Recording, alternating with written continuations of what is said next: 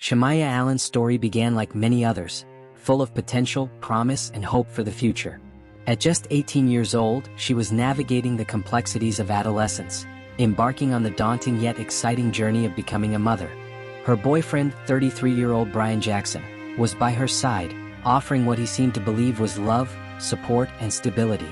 The two shared dreams of building a life together and raising their unborn child. To the outside world, their relationship seemed like a typical love story, two people finding each other against the odds and beginning a family. But what happens when a life, full of promise and potential, is abruptly cut short? What happens when an 18-year-old woman dies, and the immediate assumption is that her boyfriend is responsible? What happens when a narrative begins to take shape, one where the truth becomes secondary to the emotions of the moment?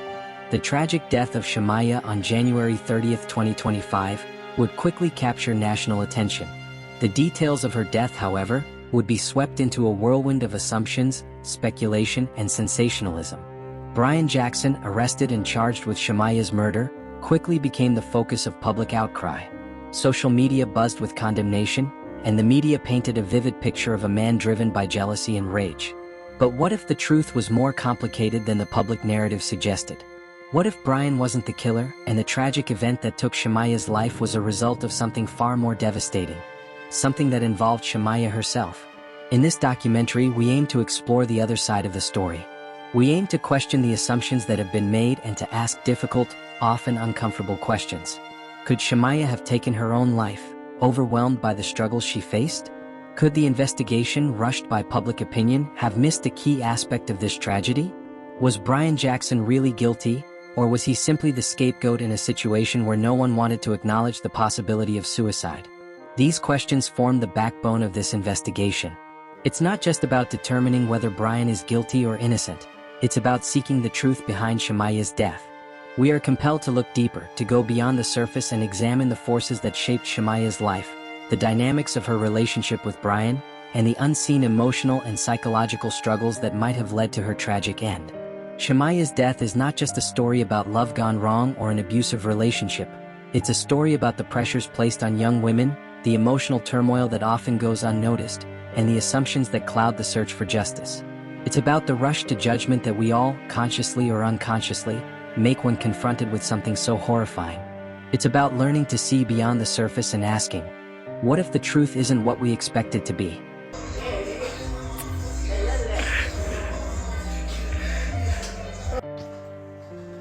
Welcome to Crime Scene. Before we begin, make sure to subscribe, like this video, and turn on the notification bell so you never miss an update on cases like this. At the heart of this story is a relationship, one that, on the surface, appeared to be full of love. Shamiya and Brian's relationship wasn't easy from the start. It was a relationship that raised eyebrows for many reasons, the most prominent being the 15-year age gap between them. Shamiya, at just 18 years old, was a young woman on the brink of adulthood, while Brian, at 33, had lived a life that was already marked by experiences, successes, and failures. The age gap, combined with the complexities of their relationship, formed the foundation for much of the public judgment that would follow. Shamiya was young, still learning, still growing, and Brian, in his 30s, had already seen much of the world. They were from different walks of life, yet something drew them together. But was it love? Or was there something darker beneath the surface? Shamiya's friends and family recall that, despite the age difference, she and Brian seemed to have a genuine connection. They shared moments of happiness, supported each other through the highs and lows, and like any couple, argued over trivial matters. But as the relationship deepened, cracks began to appear. Shamiya, who had been optimistic about her future, began to feel overwhelmed by the pressures of her relationship and her pregnancy. The love that once seemed so pure became entangled with insecurity, jealousy, and confusion. For Shamiya, this wasn't just a relationship. It was a journey, one filled with unexpected challenges. As a teenager navigating the complexities of adulthood, pregnancy, and an older partner, she found herself caught between conflicting desires, the need for independence and the pull of responsibility. Brian, for his part, was initially emotionally invested in the relationship. He was attentive to Shamiya's needs and, to an extent, supportive of her decision to become a mother. Yet, as the months passed, his protectiveness grew, and what may have started as care became a controlling presence. Friends of Shamiya observed that, while Brian loved her, there were moments when his affection became possessiveness and even toxic. His jealousy, especially when it came to other men or Shamiya's interactions with others, was evident. Or was it love? Or was it a need for control? And how did Shamiya, a young woman on the cusp of adulthood, interpret these actions? The lines between love and control blurred.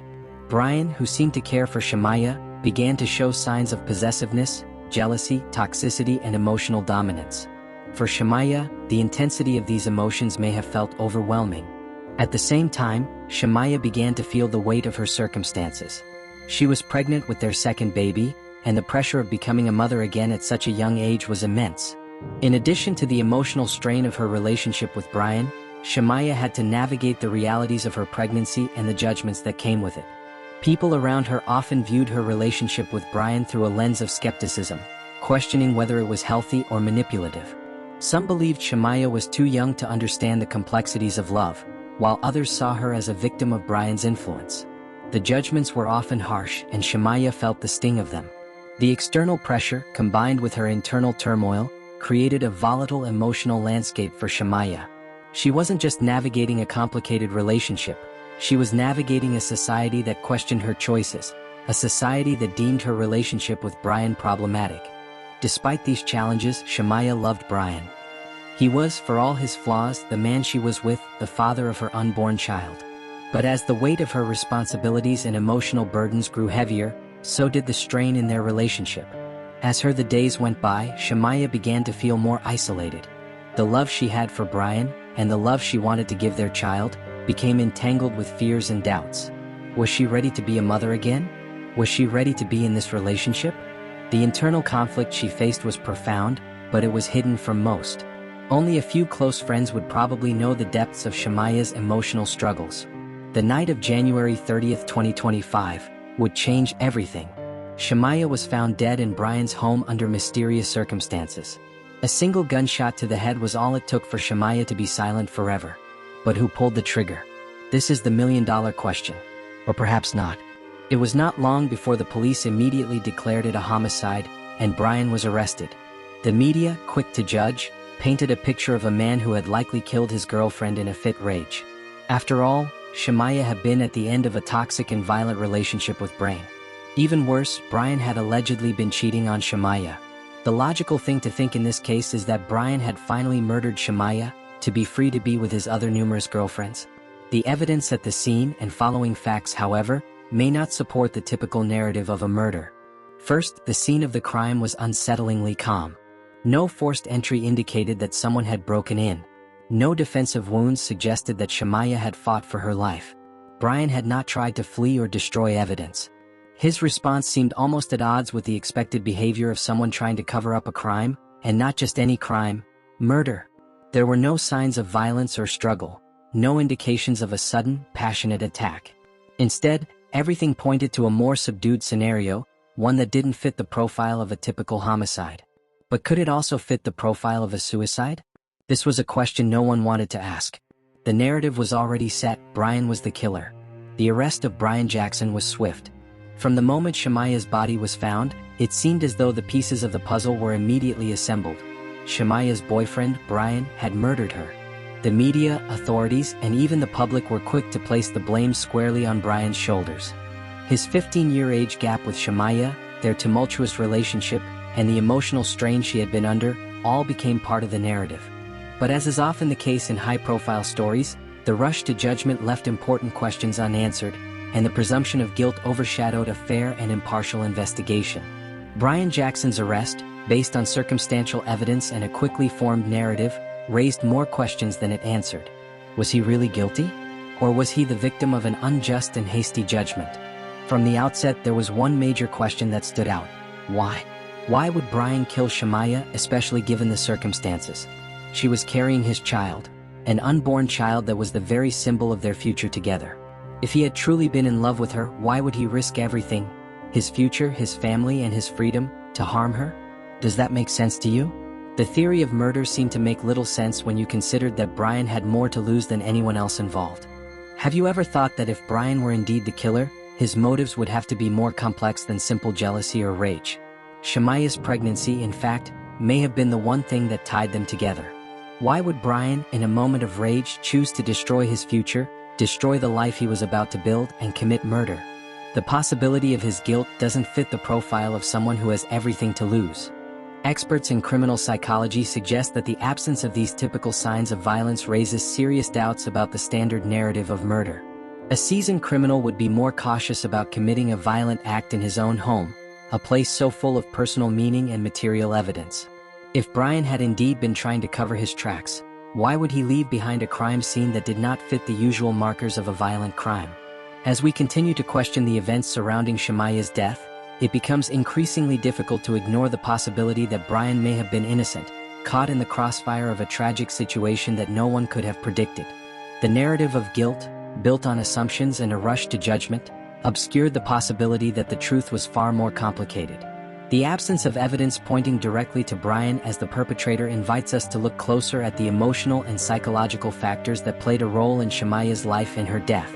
Brian's supporters have consistently argued that the evidence against him is circumstantial at best and that he is being wrongfully accused based on the public's perception of the relationship between him and Shamiya. Could it be that he was simply in the wrong place at the wrong time? Before we delve into further details of the case, we must take a step back and examine the mental and emotional struggles that Shamiya may have faced in the lead-up to her tragic death. Shamiya was young, just 18, and yet she was carrying the weight of a relationship, a pregnancy, and a future that seemed out of her control. To understand her death fully, we need to recognize the profound psychological and emotional toll that these circumstances may have taken on her. Shamiya's life, though outwardly full of promise, was fraught with internal struggles that were not visible to most. She was pregnant, and while in this situation, she had a strained relationship with the father of her child and unborn child, Brian. Shamiya had her own doubts. Pregnancy, especially at such a young age, is a significant emotional challenge, and the societal pressure to succeed in the role of a mother can often feel overwhelming. But the emotional strain was not just about her pregnancy, it was about the relationship she was in, her age, and her growing sense of isolation. As Shamiya navigated the difficult terrain of her pregnancy and her strained relationship with Brian, she found herself more and more isolated. The challenges of being in a relationship with someone much older than her, someone who also allegedly cheats on her, coupled with the growing pressures of impending motherhood, began to take their toll on her mental health. Shamiya was also living in a world where she was constantly being judged for her decisions. Friends, family, and even strangers on social media weighed in on her choices, none of them fully understanding the emotional and psychological burden she was carrying. As Shamiya's internal struggles intensified, it's possible that she felt there was no way out. The pressures from her relationship with Brian, her impending motherhood, and the emotional weight of it all may have driven her to a breaking point. In moments of despair, she may have considered that the only way to escape the overwhelming pressure was to end her life. And when she found out about Brian's affair with another woman, that was the straw that broke the camel's back. Death for her was the best way to escape her despair. This was a possibility that was not widely explored by the public or the media, but it is a reality that should not be overlooked. The role of the media and public perception in shaping the narrative surrounding Shamiya's death cannot be overstated. From the moment her body was discovered, the story was not merely about the facts of her death but about the emotional undertones, the sensational aspects, and most damagingly, the assumption that Brian Jackson was the killer. The speed with which the media latched onto this theory was indicative of a society eager for a scapegoat, an easy villain to blame for a tragedy.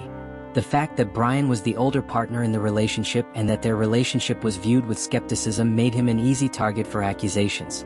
From the outset, the media chose to focus on the most easily digestible aspects of the case. Brian's age, the emotional volatility of their relationship, and the sensationalism of a young woman's death became the perfect storm for a captivating news story. But in doing so, the media disregarded critical questions. Questions about Shamiya's emotional struggles, the possibility of suicide, and the mental health issues that may have played a role in her death. Public opinion was quick to form, largely due to the media's portrayal of events. On social media platforms like TikTok, Twitter, and Facebook, a collective outcry took hold.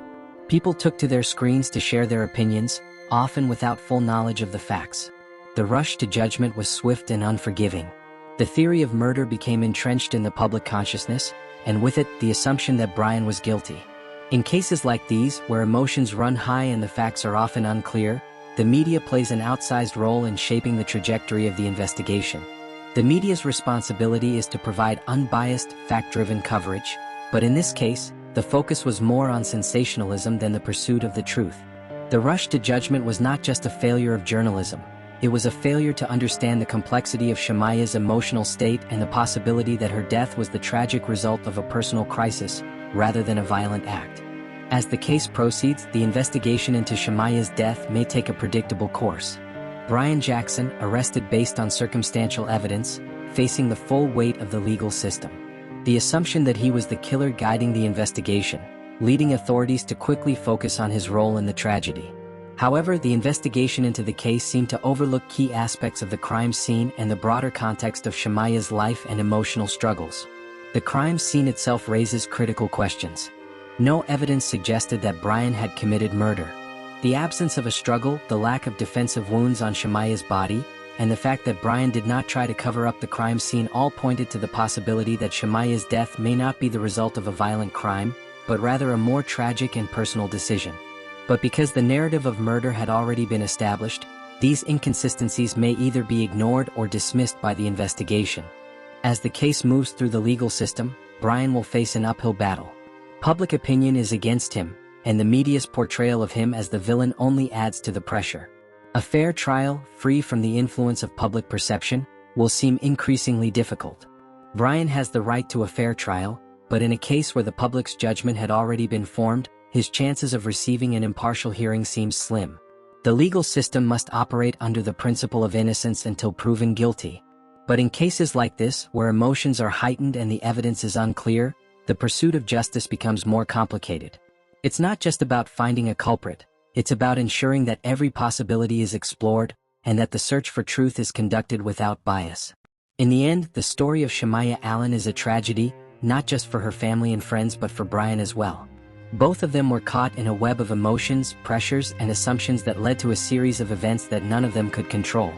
While Shamiya's death was undoubtedly tragic, it is also a reminder of the complexities of human relationships and the unseen struggles that people face. It is a reminder that assumptions, particularly when they involve someone's life, can be dangerous. The complexities of Shamiya's emotional struggles were ignored in favor of a quick and sensationalized narrative. The media and the public, eager for closure, quickly latched onto the idea of Brian as the villain, and in doing so missed the broader picture, the possibility that Shamiya's death was not the result of murder but of her own internal battle with the overwhelming pressures she faced. The search for justice is never easy, and it often forces us to confront uncomfortable truths.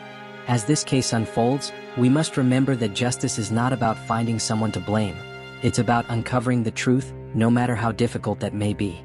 As we wait for a conclusion on Shamiya's story, we are left with more questions than answers.